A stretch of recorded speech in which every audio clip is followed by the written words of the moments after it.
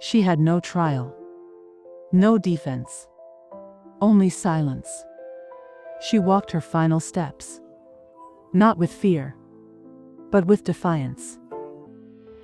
Executed point blank at Dachau, September 13, 1944. She was one of many Allied spies, helping the French resistancer. But Noor Inayat Khan was unlike the rest. Daughter of an Indian Sufi mystic and an American from New Mexico, she had no stake in this war, no reason to fight. Yet, she joined British intelligence SEO as radio operator in Nazi-occupied Paris. She stayed when others were captured.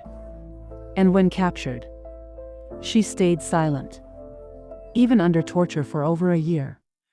Her story is one of quiet courage, but so few know it. Watch the full story. Find the link in description below. Noor Inayat Khan.